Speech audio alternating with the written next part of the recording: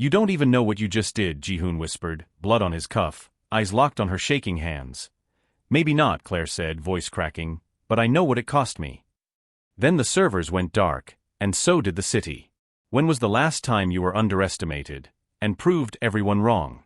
If you've ever carried that fire, don't just scroll past. Stay, because this story might feel a little like yours. Rain had a way of erasing footsteps in Neo-Eden City. That night it washed the streets clean of the day's noise, corporate drones, neon glare, and Claire Monroe's last shred of optimism. She left the towering lobby of Helix Technologies clutching a folder that held nothing but rejection.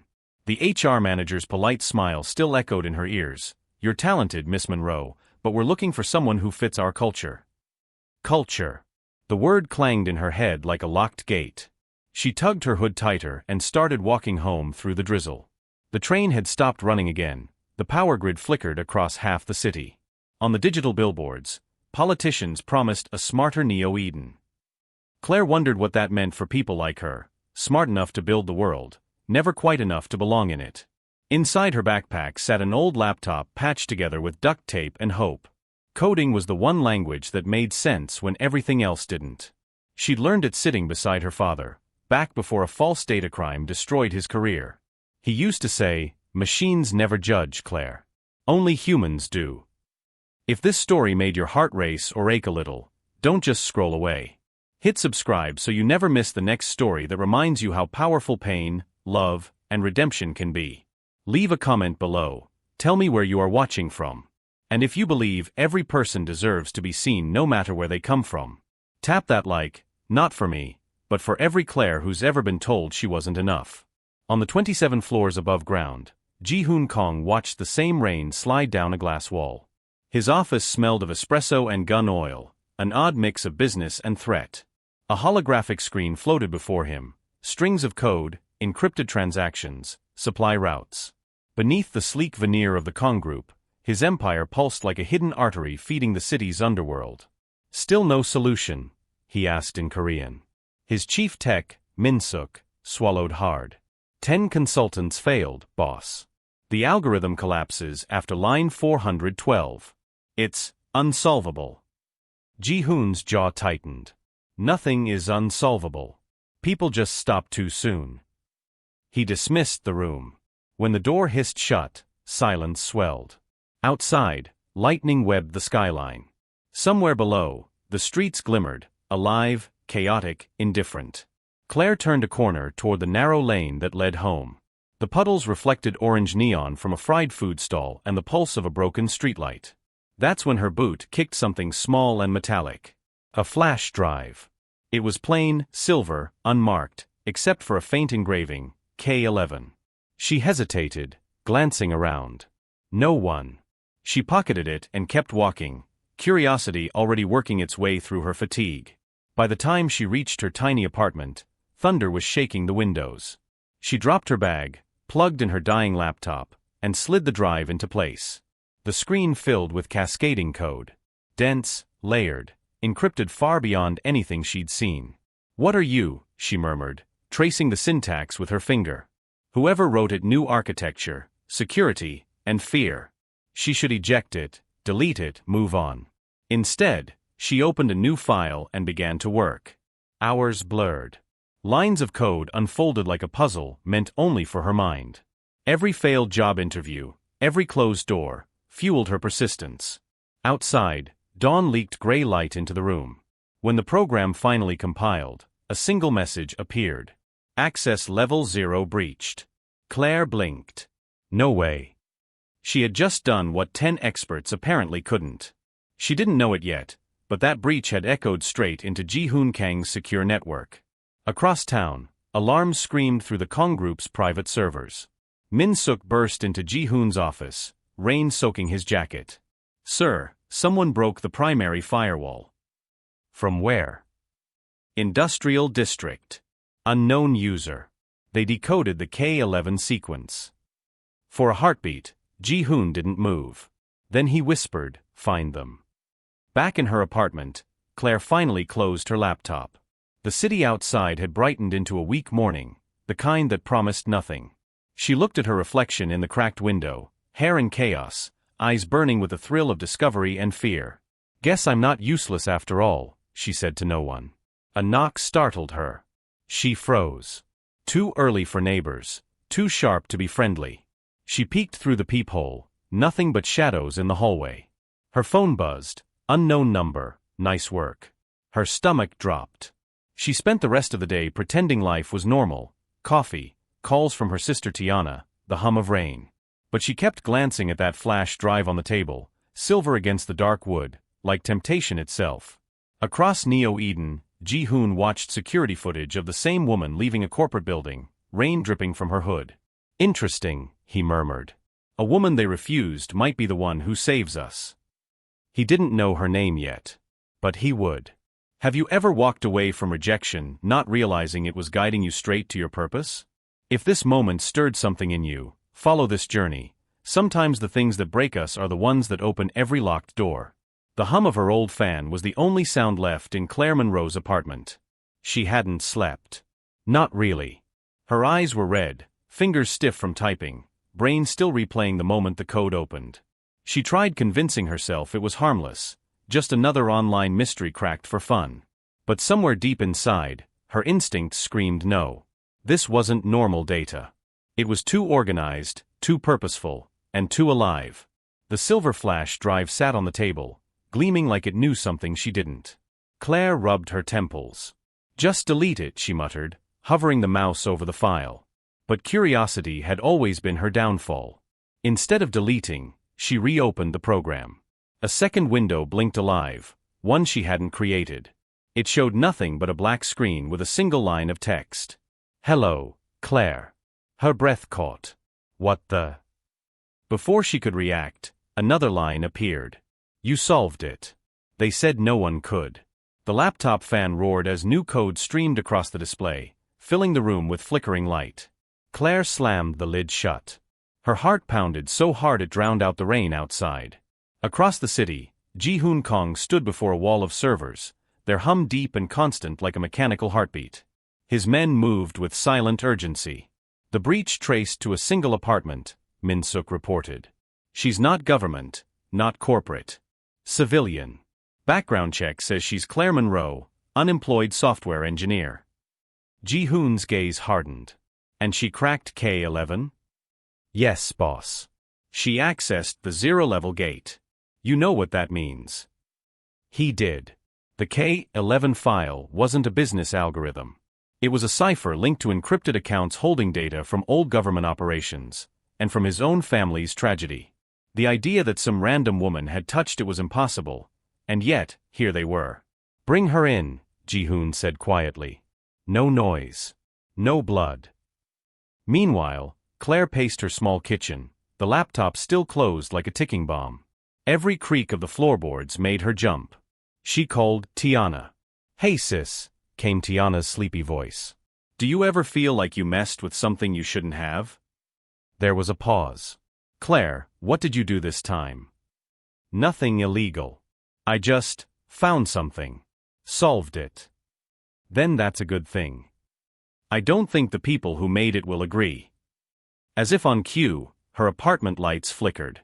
She peeked out the window. A black sedan idled across the street.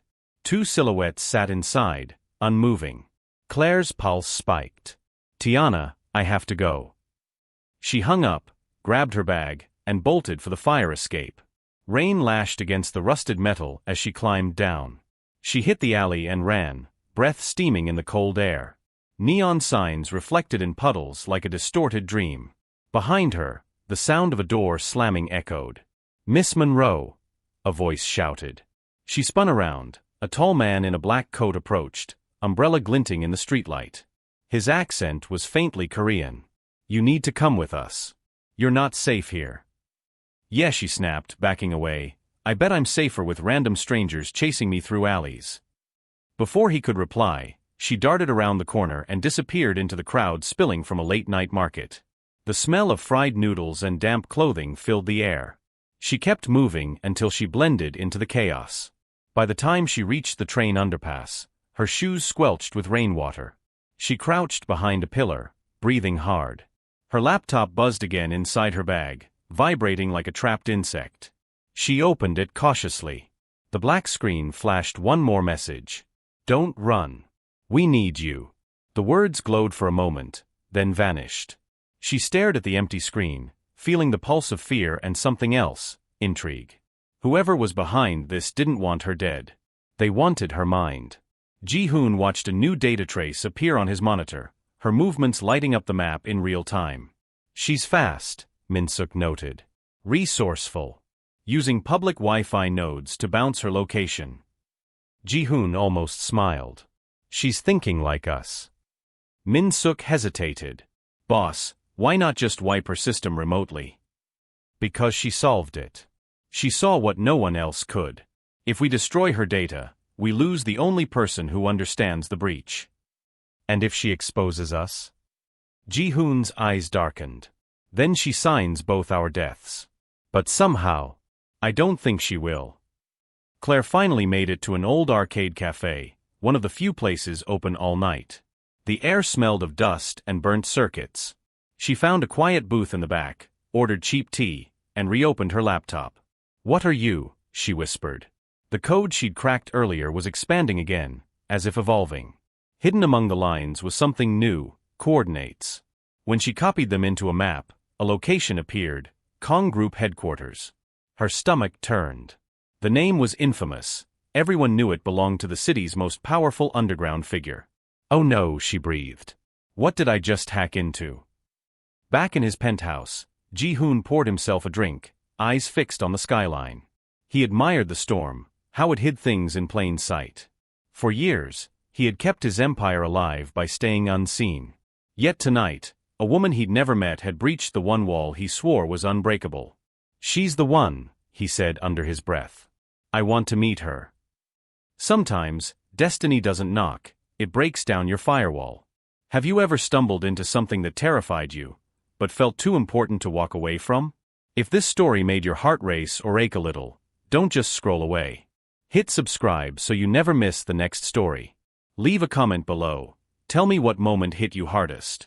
And if you believe every person deserves to be seen no matter where they come from, tap that like, not for me, but for every Claire who's ever been told she wasn't enough.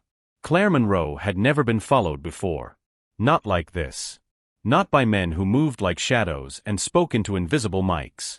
2 days had passed since she cracked the K11 code, and her world had shifted just enough to make everything feel wrong. The street corner coffee vendor no longer smiled. The same gray sedan idled across from her building. Every time her phone buzzed, her pulse leapt. She told herself it was nothing, paranoia, exhaustion, overthinking, but she knew better. Neo Eden didn't forgive curiosity. That morning, she sat at a bus stop watching people scroll through their lives on holoscreens. They looked weightless, detached, unbothered. She envied that. Her laptop stayed sealed in her backpack, the drive hidden under her mattress. She wanted to forget it existed. Ji-hoon Kong sat in his penthouse, staring at a still image frozen on his wall-size monitor, a woman with dark, intelligent eyes, rain on her cheeks, shoulders squared against rejection. Claire Monroe, he said quietly. Min-suk hovered nearby, hesitant. Boss, why are you? She did what none of our engineers could. Ji-hoon's tone was flat, unreadable. That makes her either a threat or a miracle. Do you want me to? No, Ji-hoon cut him off. Not yet. He poured himself coffee but never drank it. His reflection in the window looked like another man, one more ghost clinging to the city's skyline. He built his empire by controlling chaos, by making sure nothing unexpected survived. Yet something about Claire unsettled him, not because she was dangerous, but because she reminded him of who he used to be, hungry, idealistic, believing intelligence could fix anything. Before he learned what fixing things cost. That evening, Claire returned home to find her door slightly open. Her breath froze. The hallway was quiet. No footsteps, no voices, just the faint hum of fluorescent lights. Hello, she called softly. Silence. She stepped inside. Her apartment looked normal, until she noticed the flash drive was gone. Panic surged. She tore through drawers, lifted cushions, checked the vents. Nothing. Whoever had come knew exactly what they were looking for. Then she saw it, a folded note on her kitchen table. One line, printed neatly. If you want answers, stop running. No signature. Her throat went dry. She ripped the note in half, heart hammering. Answers to what? She whispered. That night she couldn't sleep. Every sound outside sounded like boots on pavement. Every flash of light through the curtains felt like headlights stopping at her window.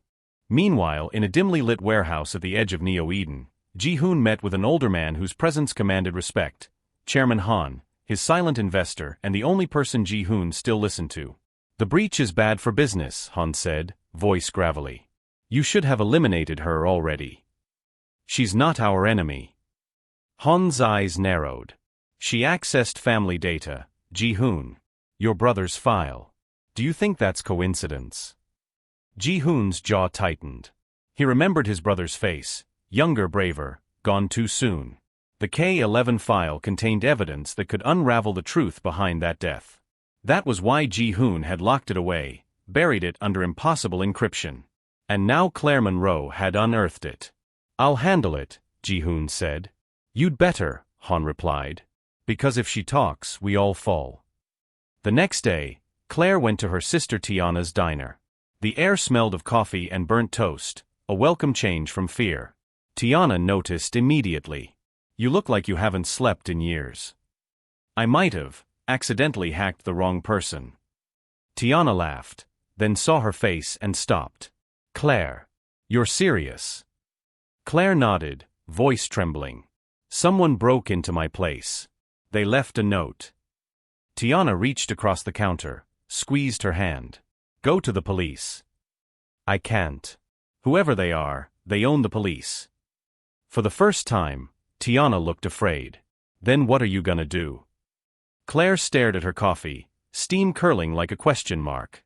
Find out what they're hiding. Then I'll decide. That night, Ji-hoon sat alone in his office as the city glittered beneath him. He opened a secure channel and typed. Claire Monroe. You're right to be afraid. But not of me. Meet me tomorrow. I'll explain everything. He hesitated before sending it. It wasn't a command. It was a plea. He'd never begged anyone for anything. When she didn't reply, he leaned back, exhaled, and whispered to the empty room, so this is what losing control feels like. Claire read the message an hour later. Her thumb hovered over delete.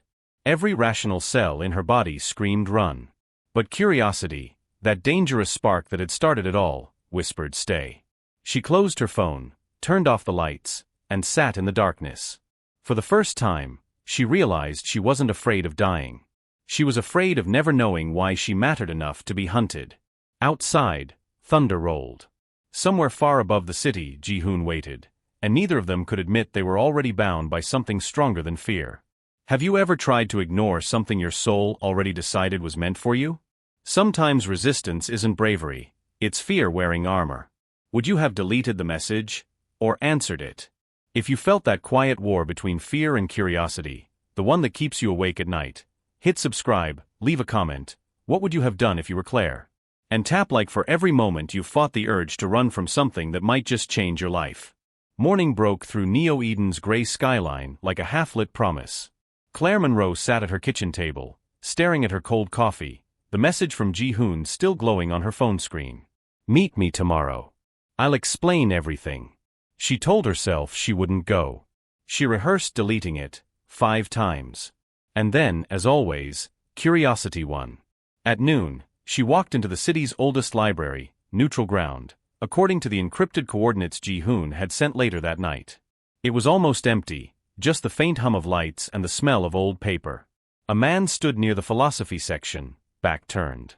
Claire Monroe, he said without looking up. His voice was calm low, a note that seemed to fill the room. She froze. You've been following me. Technically, I've been protecting you. He turned then, and for the first time she saw the man behind the myth. Tailored suit, composed face, eyes like winter. Protecting me? You broke into my apartment. Ji-hoon's expression didn't change. Someone else did, actually. We arrived later. You weren't supposed to find that drive. Yeah, no kidding.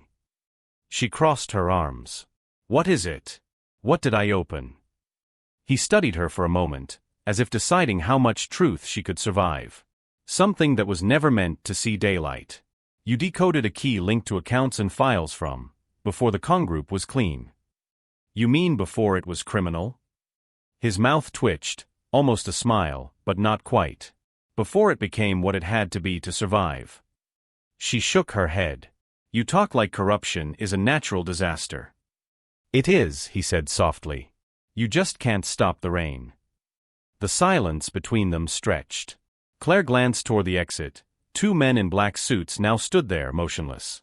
Her pulse jumped. What is this? Am I a prisoner? Not unless you run, Ji-hoon said. Then I'll run. She turned, but before she reached the doors, the lights cut out. The library went black. A gunshot cracked the air, splintering a bookshelf inches from her head. Down! Ji-hoon shouted, grabbing her arm and pulling her behind a row of archives. She hit the ground, heart slamming in her chest. Who are they? She gasped. Not mine, he said, pulling a compact pistol from his jacket. His tone stayed steady, almost bored. Someone else wants what you found. Bullets tore through the shelves. Wood rained down. Somewhere glass shattered, alarms screamed, sprinklers triggered, water and chaos everywhere. Ji-hoon moved with impossible calm, returning fire once, twice. The attackers retreated into the storm outside. Claire sat shaking on the wet floor, soaked and furious. You call this protection? He holstered the weapon. If I hadn't been here, you'd be dead.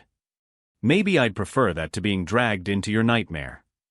He looked at her, really looked at her, and the anger in his eyes faded into something like regret. You don't get to die, Claire. Not after what you've already done. Sirens wailed in the distance. Ji-hoon led her out a side door and into a black car idling nearby. The driver sped away before she could protest. The city blurred past, gray towers, dripping bridges, flashes of neon reflected in puddles. Where are you taking me? To safety, Ji-hoon said. You broke into a world that doesn't forgive curiosity. You can't go home. She pressed her palms against her knees, trembling with rage. You act like you own my choices. I don't, he replied. But they'll own your life if I don't intervene. For a moment, the only sound was the rain hitting the windows. You still haven't answered my question, she said finally. Why me? Because you're the only person who ever solved that code. And because, his voice lowered, you're the only one who might understand what it was protecting. She turned to look at him. And what was that? Ji-hoon met her gaze. The truth about my brother's death. And maybe about your father's. The car pulled into an underground garage beneath one of the Kong Group's less public facilities. Security lights cast pale halos on concrete pillars. Claire followed Ji-hoon through a steel door into a windowless control room filled with monitors and humming servers. Welcome to the part of Neo Eden no one's supposed to see, he said. Claire scanned the screens. You built all this just to hide guilt? To hide pain, he corrected quietly. There's a difference. Not much of one. He gestured to a workstation. Sit. You're safe here, for now. If you help me finish what you started, we both walk away clean. She hesitated, then sat down, fingers hovering over the keyboard. And if I refuse? Ji-hoon looked at her steadily. Then I can't protect you from the people who want that code. They won't ask twice. Claire's eyes met his. I don't trust you. I don't need trust, he said. Just results. But the way he said it made something in her chest tighten, not affection, but recognition.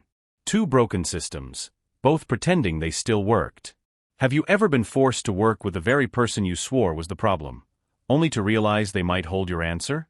Sometimes the people we least want beside us are the ones life sends when it's time to change. Subscribe so you don't miss what happens when enemies are forced to share the same storm. Drop a comment. Could you trust someone who once terrified you? And like this if you've ever had to sit beside the very person who turned your world upside down. The hum of the underground control room wrapped around Claire like static. Every screen glowed with data she couldn't yet read, fragments of numbers, names, encrypted timestamps. Ji-hoon Kong stood behind her, arms crossed, the calm of a man who had lived too long inside storms. You said my father was connected to this, Claire began, eyes never leaving the screen. Explain. Ji-hoon tapped a command on his wrist console. One monitor changed. An old surveillance file flickered to life, a grainy image of two men shaking hands inside a government facility. One was unmistakably Ji-hoon's younger brother. The other, Claire's father. Her throat tightened. That's impossible. My father never worked for. He didn't, Ji-hoon interrupted. He exposed them. Your father built the first version of the security program, Project K-11. It was meant to protect whistleblowers inside the Neo-Eden network. My brother helped him. Then everything collapsed. He paused, voice lowering. The project stored evidence against several corporations that funded organized crime, including mine. Someone leaked the coordinates. My brother was killed the next day. Your father was framed for it. The words landed like a slow explosion. Claire leaned back, staring at the frozen image on the screen. Two men who had tried to fix the world, and paid the price. So the drive I found. It's the last remnant of that system, Ji-hoon said. Hidden under layers of false code. When you solved it, you reopened the case both families buried. Claire's fingers trembled on the keyboard. Why didn't anyone tell the truth? Because truth doesn't feed empires, Ji-hoon said. And because I didn't have the courage then. She looked at him sharply. You covered it up. I was 24. My brother's death made me what I am. His voice cracked on the last word. You think I'm proud of this? For a heartbeat, neither spoke. The servers hummed like a heartbeat that wasn't theirs. Finally, Claire said, then let's finish what they started. Ji-hoon blinked, uncertain. You'd help me? I'm not helping you, she said. I'm clearing my father's name. Hours passed. Together they combed through old logs, fragments of emails, encrypted signatures linking politicians, bankers, and syndicate leaders. Every discovery pulled another thread from the city's facade. At one point Ji-hoon leaned over to adjust a code string. Their shoulders almost touched. The air shifted, not romantic, but charged with the shared gravity of two people rewriting their histories in real time. You learn fast, he murmured. I had a good teacher once, she said. Before the world decided he was a criminal. He wasn't. I know that now. She looked up, his gaze met hers. For the first time, neither flinched.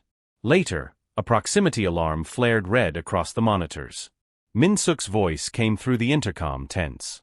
Boss, we've got movement. The Han Syndicate found our location. Ji-hoon's face hardened. They followed the breach trail. Claire turned from the screen. They're coming here? He nodded. They'll destroy everything, including you, to keep this buried. He pulled open a steel locker and handed her a slim black drive. Copy the files to this. If we don't make it out, you take it and disappear. She hesitated. What about you? I don't run anymore. The answer hit her harder than she expected. They worked quickly, data streaming onto the portable drive. The floor rumbled, footsteps, distant shouting, the metallic clang of forced doors. Ji-hoon typed a command that triggered a server purge. What are you doing? Claire demanded. Wiping local traces, he said. Only your copy will survive. Sparks burst from one of the panels, lights flickered. Smoke curled upward. Claire coughed, eyes watering. We're not going to make it out, are we? Ji-hoon grabbed her arm, steering her toward a side tunnel. We will. Follow me. They burst into a maintenance corridor just as gunfire echoed behind them, muffled, distant, more warning than gore. The sound pushed them forward until they reached an exit hatch leading to the old subway lines. When they finally stopped to breathe, Claire looked down at the drive clenched in her hand. This is proof. Everything they tried to hide. Ji-hoon nodded. Enough to destroy them. Enough to free our families. For the first time, she saw exhaustion in him, not weakness, but the kind that comes from carrying too much truth alone. They waited in silence as the rumble of pursuit faded. Claire sat on a broken bench, hugging the drive to her chest. My father always said truth was just data until someone had the courage to read it, she whispered. Ji-hoon sank beside her. Then maybe courage runs in your family. The words warmed her in a way no shelter could. She looked at him and said quietly, "You could still choose different, you know. You don't have to stay this man." He gave a hollow smile. "Maybe you'll remind me how. Have you ever discovered something about your past that changed everything you thought you knew? Sometimes the truth doesn't heal first. It burns away the lies until you can finally breathe. Would you have wanted to know, even if it hurt this much? Subscribe to see how redemption fights back in the next chapter. Leave a comment. Would you expose the truth, even if it endangered you? And like this if you believe some stories are worth facing, no matter how heavy they are. The underground tunnel stretched for miles beneath Neo-Eden, damp and echoing with the hum of distant trains. Claire and Ji-hoon moved through the dark with only a flickering tablet light between them. Every sound, the drip of water, the hiss of power lines, felt like a heartbeat in hiding. Claire's hands still trembled from the chase. "So what now? We keep running until they get tired." "They don't get tired," Ji-hoon said. "But they do get sloppy. We'll stay ahead by thinking, not shooting." "Thinking," she muttered. "That, at least, I can do." He almost smiled. "Good. Then we'll need your mind more than my men." They stopped in a forgotten maintenance room lit by a single emergency bulb. Ji-hoon found an old generator and coaxed it back to life. The dull hum filled the silence between them. Claire sat on a crate, rubbing her arms for warmth. "You're surprisingly calm for a man being hunted." "I stopped panicking years ago," Ji-hoon said. "When you've already lost everything, fear doesn't shout anymore, it just waits." She studied him, seeing something new beneath the controlled surface. "Is that what this is for you? Waiting?" He met her eyes. "No. Maybe this is finally moving." They set up a small workstation from the salvaged tech Ji-hoon's men had stashed there long ago. Claire connected the drive they'd saved, its blue light flickering like a pulse. Line after line of code streamed across the monitor, and the two of them leaned in, shoulder to shoulder, silent except for the rhythm of keystrokes. Ji-hoon watched her work, the calm precision of her fingers. "You remind me of my brother," he said suddenly. Claire paused. "How?" He believed that data could be moral. That if we could just shine enough light, everything bad would disappear. His voice softened. He died still believing that. Claire nodded. "My father was the same. He used to say every lock has a reason for existing, and every key a purpose." She smiled faintly. "Guess I inherited the stubborn part." "You inherited the brave part," Ji-hoon said. The compliment landed heavier than he expected. Claire looked back at the code to hide the flush of emotion she couldn't name. Hours passed. They ate instant noodles from cracked bowls, talking between mouthfuls. For the first time, their words weren't sharp or strategic. "Why build an empire if it just isolates you?" Claire asked. "Because when you lose control once," Ji-hoon said, staring into his bowl, "you spend the rest of your life pretending you'll never lose it again." "That's not control," she said softly. "That's punishment." He looked at her with something close to awe. "You sound like someone who's lived both." "I have," she admitted. "Different kind, same weight." The generator sputtered, lights dimmed. For a moment they sat in semi-darkness, listening to the quiet breath of the city above them. It felt oddly peaceful, like two storms learning to rest. Near dawn, Claire finished decoding the last layer of files. A new folder appeared, Project K-11 Legacy. Inside were encrypted recordings, voice logs from Ji-hoon's brother and her father. She played the first one. "If you're hearing this, it means the system worked. Truth survives even when we don't." The voice broke off in static. Another file followed, her father's voice this time, rough and tired. "To whoever finds this, don't let guilt bury what we built. The city's worth saving, but only if someone remembers why we tried." Claire closed her eyes, tears slipping down without permission. Ji-hoon reached out instinctively, then stopped himself. "Instead," he said quietly, "they weren't just fighting corruption. They were trying to save us from becoming it." She wiped her face. "Then we can't let their work die underground." "We won't," he said. For once, she believed him. When they emerged from the tunnel later, dawn had turned Neo-Eden silver and quiet. The rain had stopped, leaving the streets washed clean. They found a safe house above an old tea shop, small and warm. The owner owed Ji-hoon a favor and didn't ask questions. Inside, Claire placed the drive on the table between them. Everything's here. Proof, names, dates. Ji-hoon nodded. Then we go public. And if that kills your empire? He looked out the window at the waking city. Then maybe it finally lives. Claire smiled, small, tired, real. You're starting to sound human. Don't tell anyone, he said, and she laughed for the first time in days. The sound startled them both, bright in the dim room. For the first time, they weren't just running from danger, they were running toward something. Have you ever shared silence with someone who understood your pain without a single word? Sometimes healing doesn't roar, it hums quietly beside the people who refuse to leave. Could you trust someone long enough to let them help you heal? Subscribe so you can follow Claire and Ji-hoon to the truth waiting ahead. Leave a comment. Who do you think will save Neo-Eden, the coder or the criminal? And like this if you believe that even broken people can build something better together. Neo-Eden never really slept, it only pretended. The city hummed under the gray morning like a secret waiting to break. Inside the tea shop safe house, the air was still heavy with yesterday's rain and the smell of jasmine leaves. Claire Monroe sat at the table, reading the last decrypted files while Ji-hoon paced behind her. Lines of names filled the screen: politicians, investors, security officials. Every line a confession carved in code. Claire's pulse quickened. They paid off every inquiry, she murmured. My father was framed so they could bury this forever. Ji-hoon stopped pacing. Then we end it. We send the data to every network that still has integrity. She turned in her chair. Integrity? You've spent half your life running one of the systems that destroyed them. His jaw tightened. I did what I had to so the people who killed my brother couldn't touch anyone else. And now they're all tied to you. Her voice rose. If I release this, you'll fall with them. He met her eyes. Then that's the price. For a moment the room went silent except for the rain restarting against the windows. Claire looked at the screen again. The last document glowed faintly. Financial reconciliation. Author, Kong Jae-hoon. Her breath caught. What is this? He leaned forward. Let me see. She opened the file.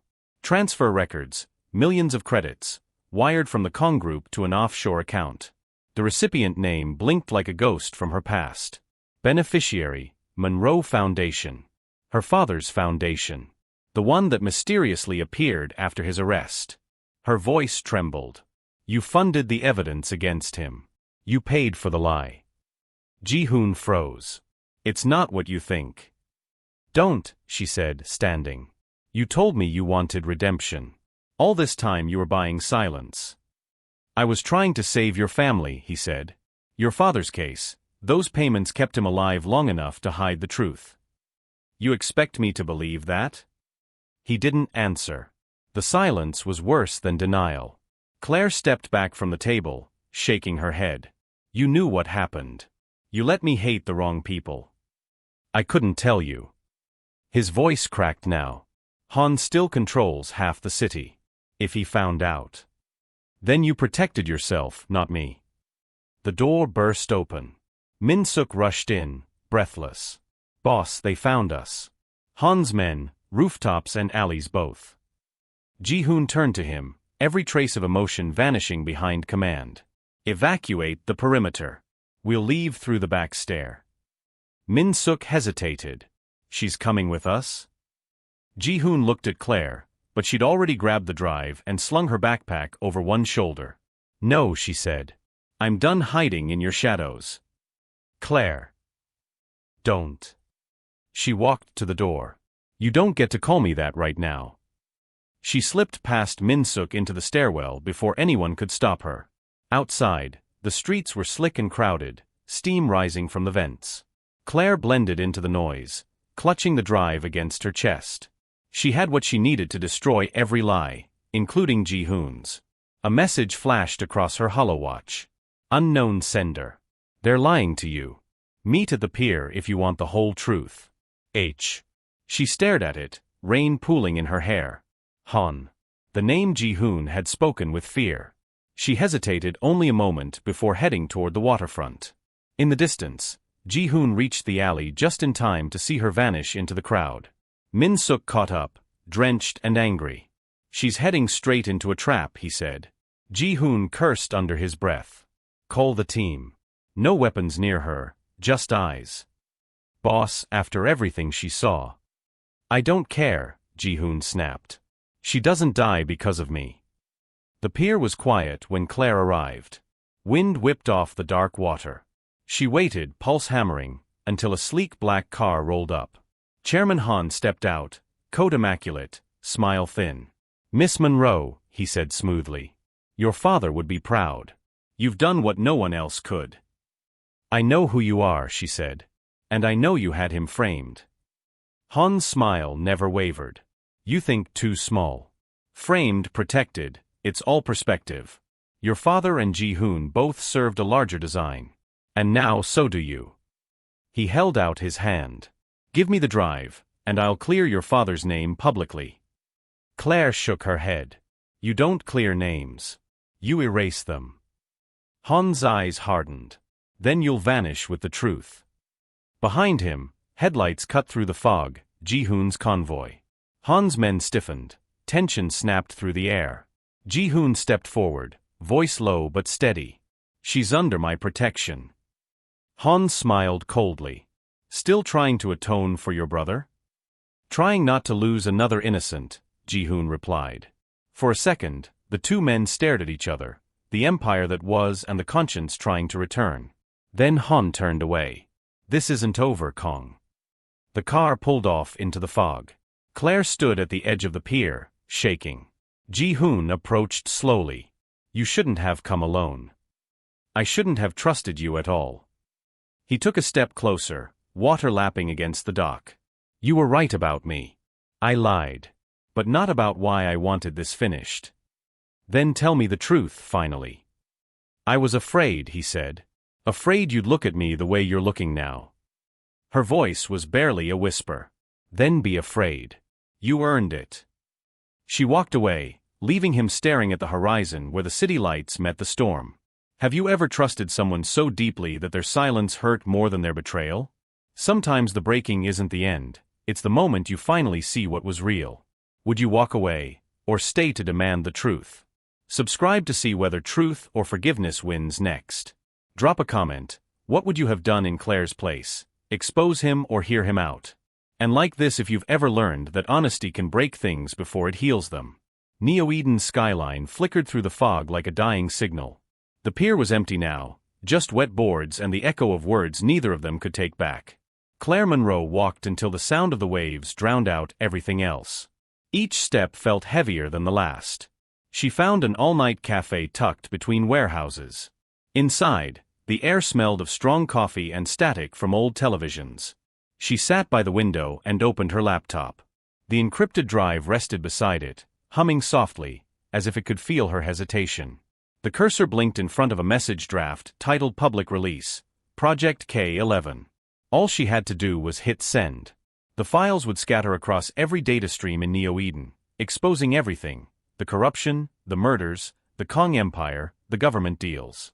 It would also destroy Ji-hoon and probably herself. She stared at the button for a long time. Across the city, Ji-hoon stood on the rooftop of one of his warehouses, the wind snapping his coat. Min-suk waited behind him, silent. "Han will strike again," Min-suk said. "You should disappear. You've got resources to vanish anywhere." Ji-hoon shook his head. "Running is what built this mess." Min-suk hesitated. "And the girl? She'll release the data." "She should," Ji-hoon said quietly. "It's the only way anyone gets free. Even if it ruins you. She already did what I couldn't. Chose truth over survival. Maybe I needed someone to show me that." He handed Min-suk a small data key. "If anything happens to me, give this to her. It's my statement. My confession." Min-suk looked at him like a man trying to memorize the face of a friend before the world changed. "Boss." Ji-hoon. "Go," Ji-hoon said softly. In the cafe, Claire scrolled through the final folder one last time. A new file had appeared, a recording time-stamped only minutes earlier. She played it. Ji-hoon's voice filled the small room, low and steady. Claire, if you're seeing this, I've already stepped down. Everything you need to clear your father's name is included. Use it.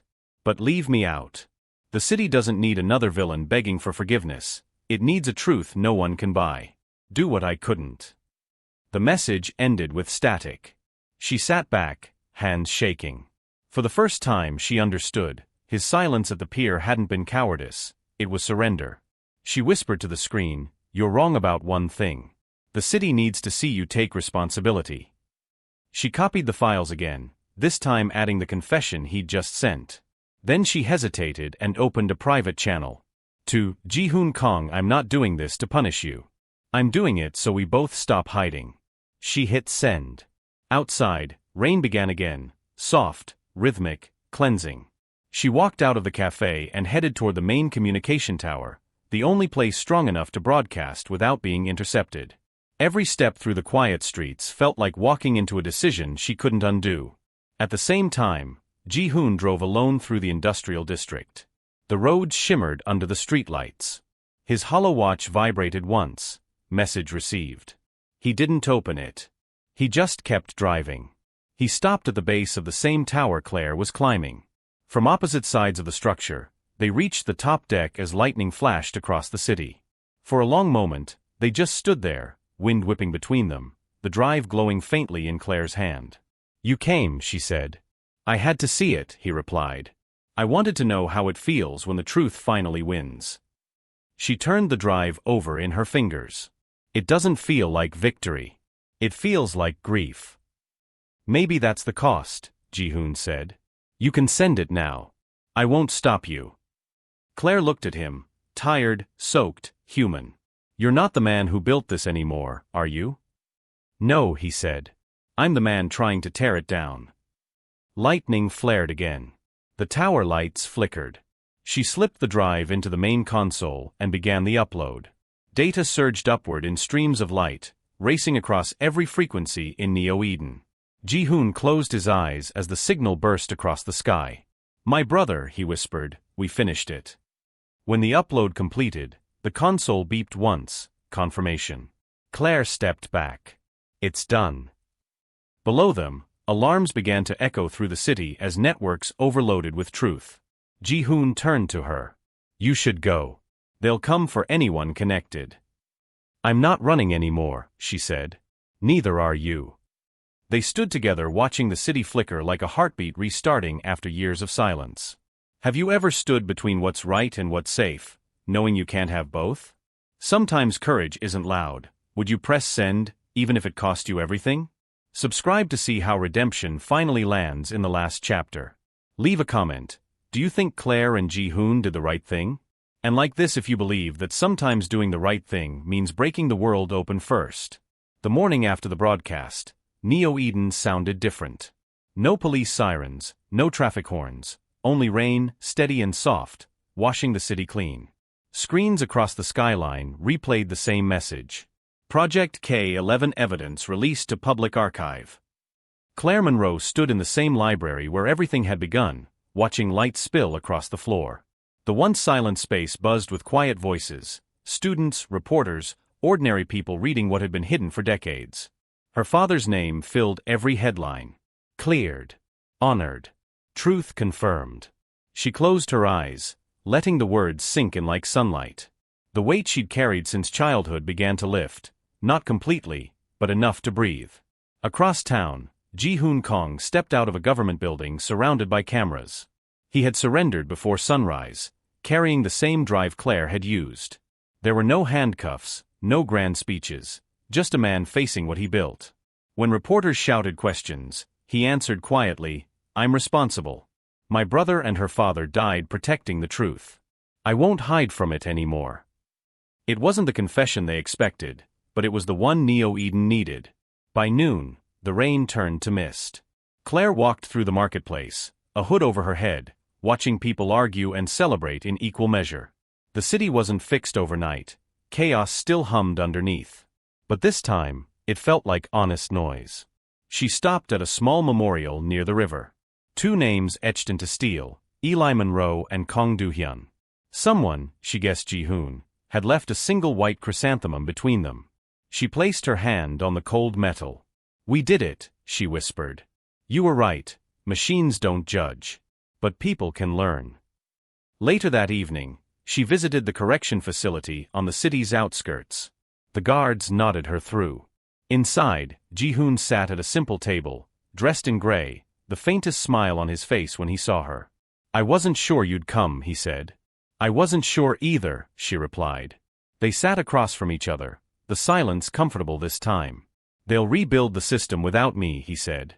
"Min-suk's leading the reforms. Maybe this time it'll mean something." Claire nodded. "You kept your promise." He studied her, eyes softer than she'd ever seen them. "No, you did. I just followed your lead." "You followed the truth," she corrected. "There's a difference." A faint laugh escaped him. "You always win the argument." "It's not about winning," she said. "It's about ending the war." Outside, twilight brushed the city in silver. She left the facility and crossed the bridge toward the industrial district. For the first time, the billboards weren't selling distractions. They were streaming open data, the full Project K11 archive. Citizens could read it all.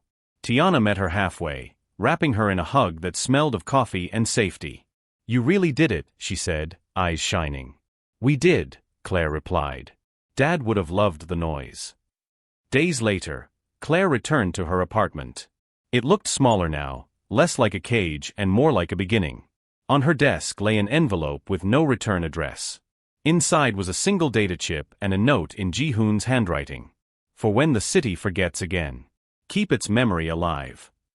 She smiled, slipped the chip into her laptop, and saved it under a new project folder. Ennio Eden Restart.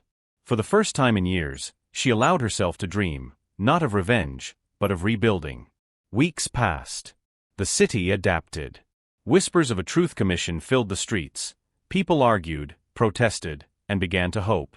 Ji-hoon's trial was set for the spring. Claire testified, not to destroy him but to complete the record. When asked why she didn't demand his punishment, she answered simply, "Because some debts are paid in honesty, not years." Months later, she returned to the pier, the same one where everything had fractured. The air smelled of salt and electricity. She watched the water shimmer under the lights and felt the city breathing again. Neo Eden wasn't perfect. It was noisy, flawed, alive. But now it was theirs. She whispered into the wind, "We finished it." And for the first time since she could remember, the silence that answered back wasn't empty. It was peaceful. Have you ever carried a truth so heavy that letting it out felt like breaking apart, only to realize it was the start of healing?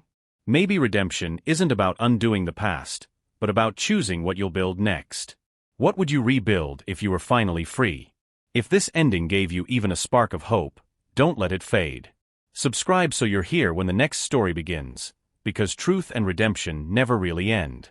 Leave a comment. What part of Claire and Ji-hoon's journey stayed with you the most?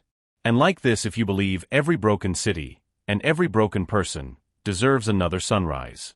What will you rate this story from 0 to 10? And what part of the world are you watching from? Comment your country below. Let's build a global community rooted in kindness and second chances.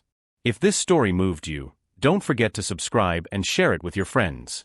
Your support brings us closer to our 1K subscriber milestone, and inspires us to keep creating more emotional stories of resilience, healing, and Black excellence. Thank you for being part of our journey. Your presence matters more than you know.